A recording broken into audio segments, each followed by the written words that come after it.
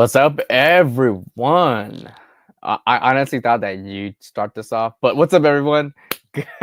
Welcome to episode number 5. When I We didn't start off, I was like, awkwardness. it's all good, man. What's up, everyone, and welcome to episode number 5 of the Two Young Pastors podcast, where we give you the behind-the-scenes life of what being two young pastors look like, and just kind of talk about what the lifestyle of being a Christian young adult in ministry is like as well. So welcome. Man, I gotta be honest with you, man. We were just talking about finances, Mhm. talking about how things look like. So, I'm sure that some people have some questions about that stuff. We'll get into that probably in another episode. But what's been on my Mhm. heart today has been the Ravens loss, bro, against the Oh, Steelers. man. Because they're playing tonight. It's the Thursday night football tonight. Oh, the But Steelers. Yeah, yeah, they're gonna win. Like they're gonna man, win I you against know I don't against think the so. Browns. I don't think so. Really? I don't think they're gonna win. I mean, I don't think they're a good team, but I also don't know. But I'm also fasting from Ravens right now. So You're fasting from the Ravens? What does that mean? so like you know, As a um heathen, as a heathen, what does fasting from the Ravens look like? as a heathen, that's hilarious. So my church, we're actually engaged in a 21-day fast, right? And I originally was only fasting. I was fasting from two things: YouTube, and I was also fasting from fast food. Those were the two things that I was Mm, fasting from. And I said, well, I think that the Ravens are an idol, you know, um, like the same way that people go like eat real food in order to survive. I read and watch Ravens content in order that's true, for actually. me to make it through my day. That's true. Like early this year, like me and Elijah, we were roommates during our what is that thing called? Our workers meeting. It's when all the pastors come together twice a year for our conference meetings, right? And Elijah didn't understand how much of a Ravens fan I really was until he was like, "Oh, you're watching a Ravens video right now?" And then he would be like, "Oh, you're watching another Ravens video right Bro, now?" it was crazy. I thought I was a fan until I saw what you were doing, and you were like listening to like the actual podcast and the play breakdowns and why they weren't doing what they were supposed to be doing. And I'm Mhm. not talking about one or two videos. I'm talking about All of them. like like like Got like 4 or when 5 you were in the different shower. channels. Yeah, bro. Yeah. Like football season is a different storm, and so like this is the last week of the fast, and I quite literally I felt God saying, "Hey, I think you need to give this up. I think you need to give this up." Mm, So like it happened after the Ravens game against the Steelers, but I was like, I know how this type of week goes. I'm going to be obsessed with the Ravens. I'm mhm, going to be waiting for the Ravens. mhm. And my church, we're officially fasting from 7 to 7, right? But I was like, let's just completely cut out all Ravens content. Like I watch the games, but all the extra YouTube and going to Yeah. Twitter and reading articles, I'm not doing that. And I think it was necessary. So you're right. The Ravens did lose. It's a game that they should not have lost. But it's a game where I think when you're arrogant, you lose every time. You lose Mm, every time. mm. And the Ravens are a good team, but they're not as good as they think they are. Yeah. And I think they were playing as though they were better than they actually are. Mhm. Um, and I don't think that they really helped themselves. I don't think they helped themselves in a couple of situations. Like early in, no, there were, I can't even just say early in the game. I think there were numerous times where Lamar, instead of going for like the easy first down throw, the shorter throw, he kept trying to like go for the deep ball. And it was like like I was talking to my brother about it, and I was like, "What do you think it is?" I was like, "You think he's being greedy?" And he's just like, no, I don't think it's he's being greedy. I think it's just he's doing a thing of he's just forgetting that just because you can do it, it doesn't mean that you have to do it Mm, every time, yeah. you know?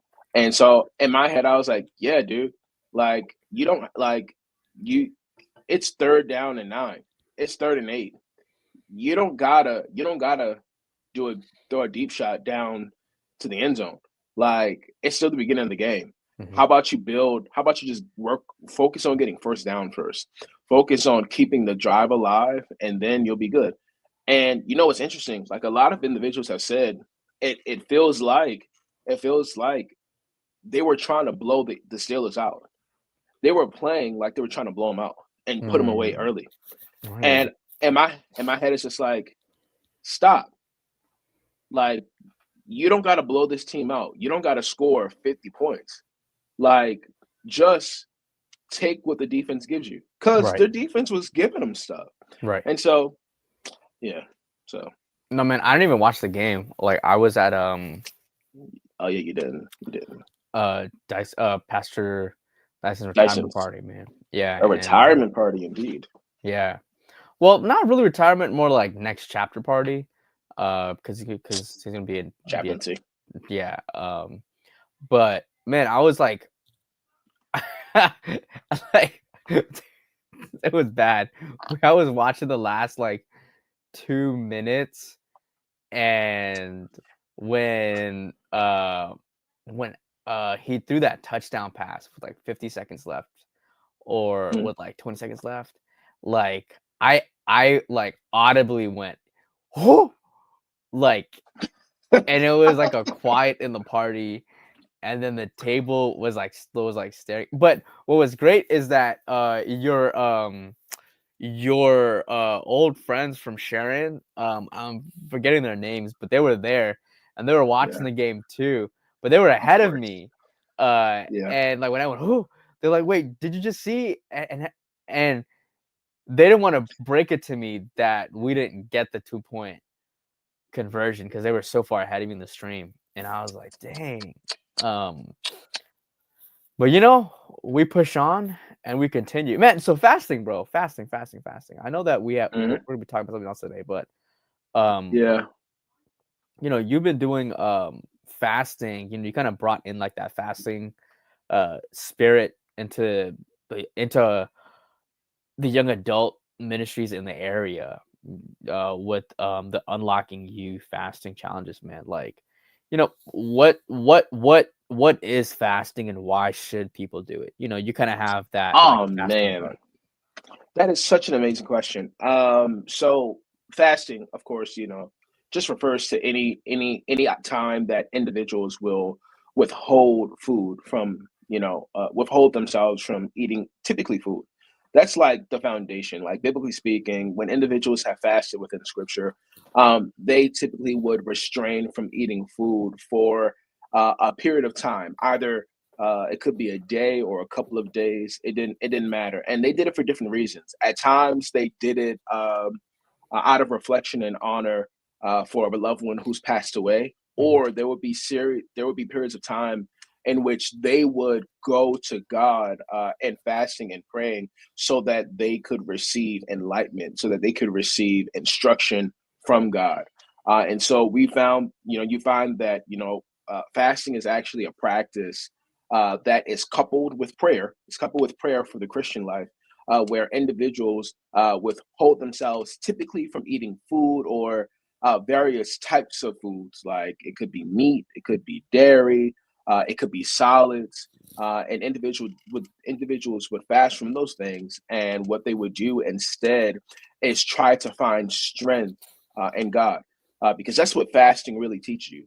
Fasting teaches you that your strength, it really does come from God. It doesn't come necessarily from the things that you eat, but it comes alone from God. And so it's supposed to be a challenge. It's supposed to be a challenge. And so for our fast, the Unlocking You fast that I created a couple of years ago, I made it a little bit more modern. I said, hey, while it's good to just fast from food, I recognize that there are some just distractions that we have, things that get in the way. And so, Elijah, I said, hey, and not only can we fast from food, but the first fast that we ever actually did, if you remember, we were fasting from certain behaviors, Yeah. right? Yeah, I remember that. We were fasting from things like doubt and worry, Strongholds. negativity and shame and strongholds. It was Yeah, five yeah. things. For 2 days, we fasted from doubt and worry. For the next 2 days, we fasted from negativity and shame, and Hmm. then for the last day, we fasted from strongholds. We fasted from strongholds, and so I think it was something that was necessary Yeah. because in my life, I talked about it. I admitted it during this fast. I have gotten away with being a finesser in my spiritual walk with God. Mm. Um, it's actually not good. It's not good. I think that it's easy once you've been in the church space for a good minute. It's extremely easy for you to know the right things to say. Mm. It's easy for you to figure out the things that will get the responses from people. And at times, you're not necessarily focusing on delivering the message that God is supposed to be giving to you. Yeah. You're just focusing on getting amens. And so, I knew what to say. I knew how to say it because I've seen other individuals do it and I saw it work well for them. And so I said, hey, I'm not connected to God. And I don't think I really like I'm a pastor and I feel like I'm supposed to like have strong feelings about God. And I was recognizing that I didn't. I Mm. didn't have strong feelings. And of course, you could say it was traced or tied to the fact that I wasn't praying enough. I wasn't spending enough time in my word. But I said, hey, I need to actually improve my prayer life. Matter of fact, I remember telling you, and this is bad. I'm just really telling on myself. I remember telling you, I was like, I'm good. I don't really think I need to pray. Like Yeah, I was like, oh. I was like, and the reason is because of course arrogance. You know what I'm saying? Arrogance and pride. But I was like, I see people who pray, and it don't look like prayer works or whatever they're Ooh, doing. It didn't look like it was working. Like because I could see the problems in them. You know what I'm saying?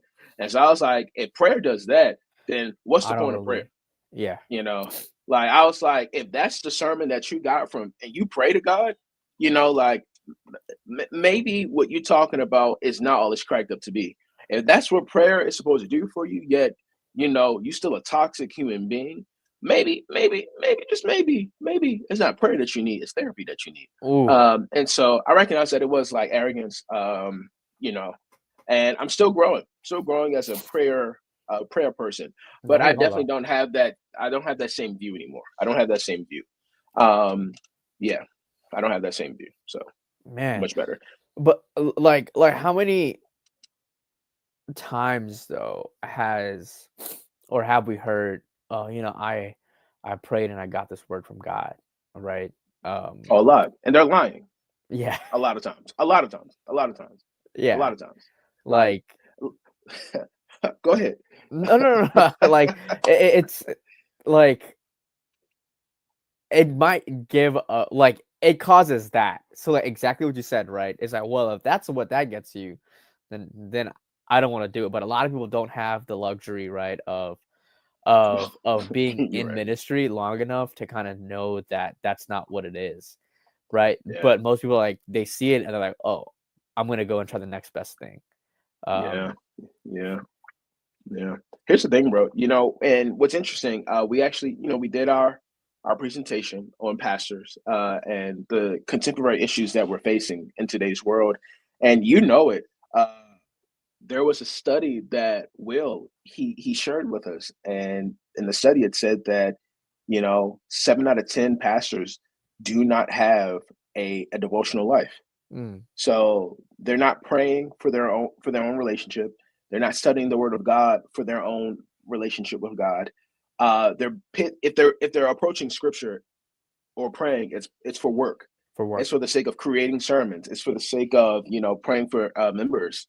And so a pastor who said like, hey, God gave me this word. Either God is giving you the word Inspire. in spite of what you're not doing, or it's possible that you're just not being honest. It's possible that you're not being honest. Yeah. And I think it's shocking. It's crazy that so many of us um, struggle within our personal relationships with God. Yet we pastor. I wonder why. I wonder how that even happens, bro. Like, why do you think? Why do you think that happens? Like, I'm not sure where I heard this, but I'm sure that you've heard this too. Is Tell me more. like pastor. I think when people are asked, well, why are you a pastor, or why did you become a pastor when they're like older in ministry, right? And they're like, man, like if I wasn't a pastor, I'd be. And then it just like, whoa, what does that mean?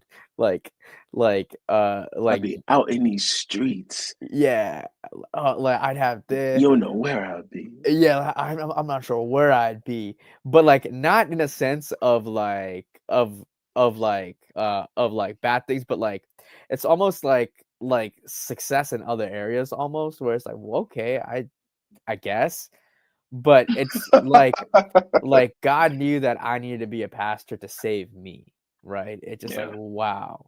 Like I do understand that sentiment, right? Like I understand that there are some things that the pastors go through that kind of refine your characters more than others might have to go through, like on a repeated basis. But but hearing that statement doesn't always instill confidence in me a little bit, Why where not? where just like why like yeah, like did God like God is trusting his ministry in hands of people that that he just like we're not all Paul, right?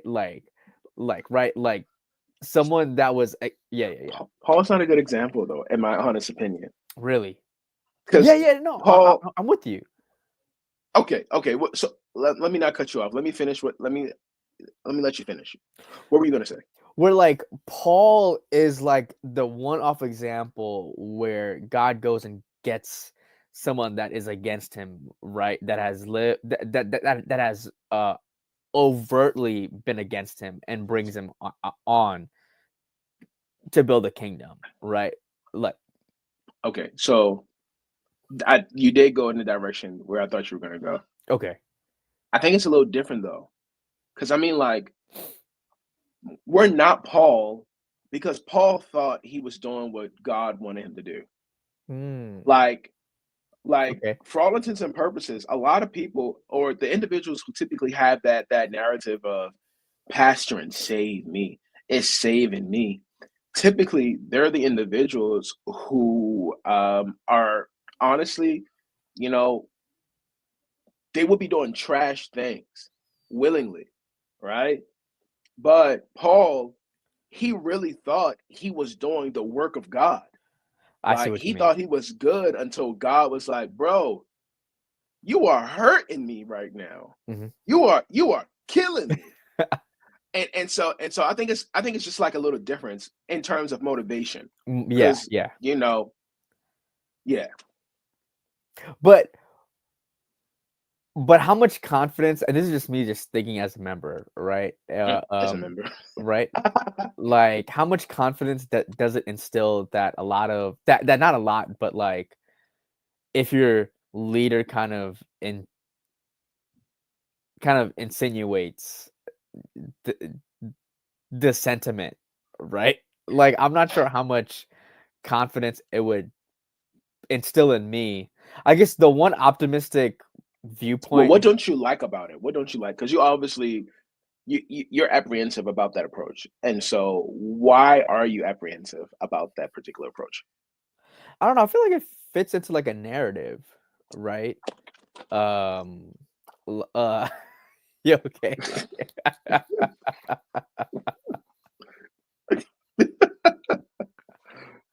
You Like, said it fits into a narrative. yeah, like it fits into a narrative, where where as pastors sometimes we are kind of brought into the idea that this was secondary, right? The going into into the ministry was a option that was almost like a backup. Um, and and and God, and if you want to put it into football terms, right? Like God is not drafting the number one overall picks, right? Like God is drafting someone out of community college to go Mercy. and throw on his on the run to heaven. And I do understand that people are gonna quote the scriptures, it- what men see on the outside, right, but God looks on the inside, right? Like I know all those things, right? But Who can quote that when there are so many pastors who have scandals? Like the same pastors that be like, "Oh, if I wasn't here, I'll be out here sinning." Same pastors who be doing stuff in the dark. yeah, People just don't know it. People just don't know it. You yeah, know. So what can they really say? Like yeah, man, those aren't first overall picks, right? no. Like um like it insinuates and it creates a narrative for me that kind of offsets me, where it's like, man, like God doesn't go out of his way to pick the most like uh not terrible person, but like where the skill sets and the character development has already occurred to some extent, where God can entrust you with it, right? So I do Mm, understand. It's like it's almost in the same vein as when people give testimonies of where they've been, and the people yeah. that have been in the worst places and have come out of that for some reason, right? We give them like, oh, their testimony is worth Hmm. a greater, right? Instead Hmm. of the people that have been like, hey, like I can testify that God has kept me, right? And it's been a okay season for the most of my life, but God has kept me throughout, and He's been consistent. Like for me, the consistent testimonies, Yeah. right, are the testimonies that give that that help out those that have been in the church for a long time. And then those testimonies that are like, man, I was in the valley, like I was here and then God brought me out and now I'm here. Like those give inspiration. When it comes into pastoral ministry and those that are called into being a pastor, into Mhm. the vocation of being a pastor, right? Um, I'm not sure how I can imagine a church full of pastors that have come out of the valley. Like an entire denomination of pastors that Yeah. said, "Man, I used to do these things. I used to be over here, and now we've all come out of it, and now we're here." Right? Mhm. I'm I don't know what that would look like, or how much confidence that would instill in some people. But I mean, I think it's because of the fact that our trajectory is so different. Like we're in the minority. Like within our conference, we're the youngest pastors. We only have three pastors at this point who are currently pastoring, who are still within their 20s. Mhm. Me, you, and Alexis. Yeah. All the other pastors that we have are 30s and above. They're even like, and yeah, you can say we got some 30-year-old pastors, but they're still in the minority. We're still pushing towards 40 plus being the majority. And so I Mhm. say this because like we were taught differently, as individuals who went to study theology and pursue ministry early on. I think that we were taught, things differently because we came into this because we felt like we were called. Yeah. And we didn't have to go through like a career change or a life experience to receive our call. Like we kind of sort of did things. I don't want to say the best way that you can do it, but the most convenient way where Yeah. like you start young. Like you already from a young age, you understand where God is calling you. There is no, you know, oh, I'm out here doing this. And then God finally spoke to me. He captured my heart, and Mhm. now I came to the church. And so I think that like I think it might be a little harder for us to see that because when we were in school, at least in undergrad, the older people were in the minority. Yeah. Like we had a few like students who were grown, married, probably had kids, but they were the minority. And I think that, in those spaces when they were in the minority, I think we looked at them like, huh, what are you doing here? Like, you seem kind of old. Like, you seem rather old to be here right now. But then when we went to grad school at Andrews, the tables completely flipped. It was us who were now the ones who seemed to not fit in. Us who, at this point, it was just like, oh, do we Yeah. belong? Yeah. You know, Yeah. and so that's also something that you got to consider. What do you think about that?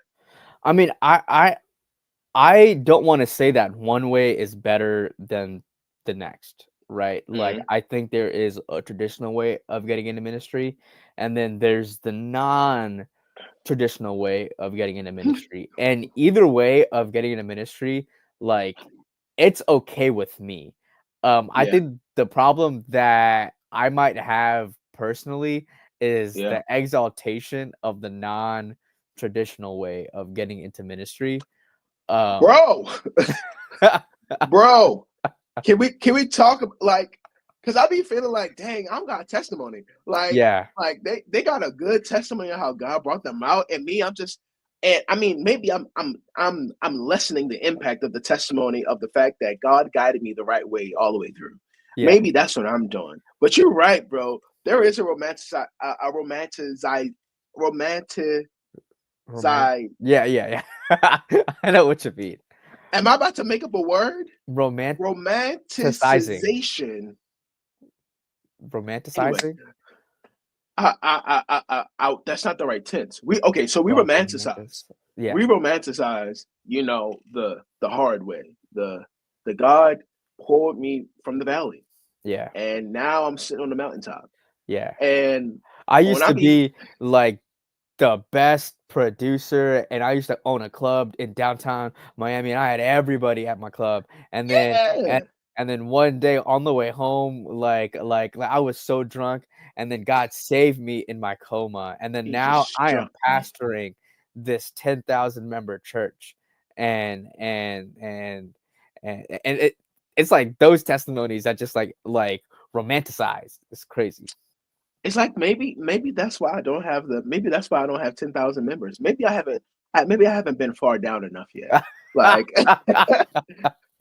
maybe I got to go through some things in order for God to see that He can trust me with something major. You know what I'm saying? Like, I have a very simple story. Like, I felt the call at a young age, and that was it. I, Yeah, I wasn't out in these streets. I wasn't a bad Christian. I wasn't an atheist. Like, I was a pretty legalistic Adventist. yeah, And then going to Oakwood changed me from being legalistic to being more balanced. yeah.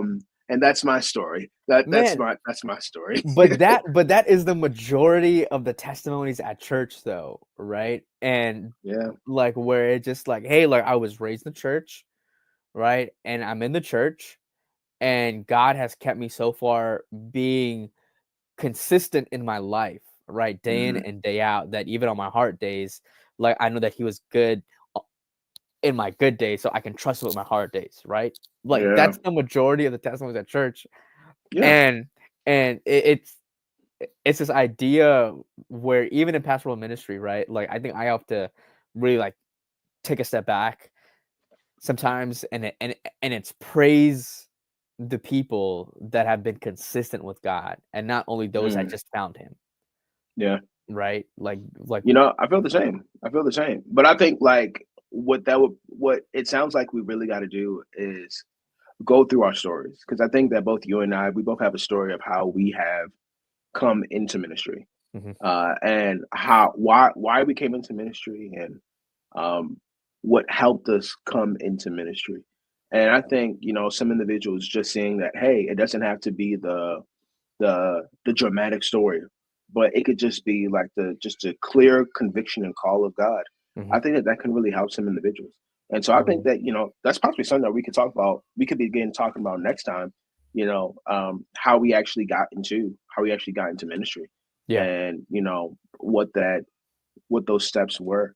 Yeah. Because I mean, we are two young pastors. I think we should be able to talk about how we got here. Yeah, So, man. You know, we'll definitely but get into it next season. I was gonna make a joke and say, man, I was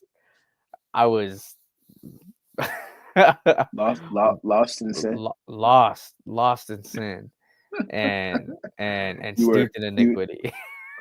you were you could have really gone far. You could have. I hope this doesn't sound racist, but you could have been. You could have gotten to. Because I'm Indian. Uh-huh. I I want to wanted see to where this learn about goes. my roots. I wanted to learn about my roots, and so when I was in high school, I started to learn about Hinduism. Like you could have gone far. I You could could have have gone went real far. deep. Yeah. And And my parents didn't understand, and it felt like we were at odds. And you yeah, know, I wish I knew any of the thousands of gods and goddesses that Hinduism has, but I don't know I don't. anything. I mean, I know a few, but it's not because I went into it. It's just because it's Yeah. just cultural. I do not want to disrespect, the people at all. And so I'm not even gonna say what any of the names that I was I'll coming give to you that. one. Yes. Vishnu. Is that the elephant? I have no idea. It just Okay. popped into my mind. I know that there's an elephant. I think it has like a god of wisdom. I think. I I feel know like a that in bad Indian seminary. right now. I don't know. Oh, oh, oh, oh! Don't feel like that. Don't feel Yeah, like that. yeah. You're a good Indian. You're just Uh, Americanized. You're just Americanized. America's kind of sort of stripped you just a little bit. man, when I when I came to America, I found Jesus. That's that's the fake. Like That you sounds like colonization, you could bro. like if you aren't honest with your testimony, man, like you could really go in and out and figure You out can where the lie. good like highlights are, bro. Yeah, you can really lie. You can really Yeah, lie. you yeah, know. But we'll get into that. We'll get into that next episode. We get into that next episode. So listen, y'all, we want to say thank you so much for joining us. It's a little bit shorter today. It's a little bit shorter, but we crunch for time in yeah, real life. So yeah. we hope that you enjoy this one. But please stay tuned for the next one. And we know that we said that we were going to talk about, Ellen Prophecy. White, and we're going to talk about prophecy. We got you. If it's okay with you, we're going to take a little detour. We're going to take a slight detour, and we hope that by when we actually do come back to it, there's some more trust and relationship built. Yes. So yeah, but next time, or next couple episodes, we want you to actually get to know us a little bit more. You know what Yeah. I'm saying? Because Yeah. I think that's good. That's real good. So Yeah. And yeah, we're gonna try and get these up on iTunes or Apple Podcasts. I don't Whatever know what it's called. I whatever would say the iTunes. Apple yeah thing is called. We'll have it up there by the end of the week. We try to push out 2 episodes a week, y'all. This week we did one, but we'll try to have at least one episode out a week, at the max two. Appreciate you guys. Make sure you go back and you watch the episode that we did on the election, and kind of our feedback on it. You want to make sure that you go and you listen to that. I Yeah. gotta go take my mom to an appointment, so we will catch you guys on episode 6. Jajuan, I appreciate you, man. It's always great to talk to you. If you're watching, make sure you like, share, and subscribe. And make sure you catch us on the next one, y'all. All right, guys. That's it. Peace.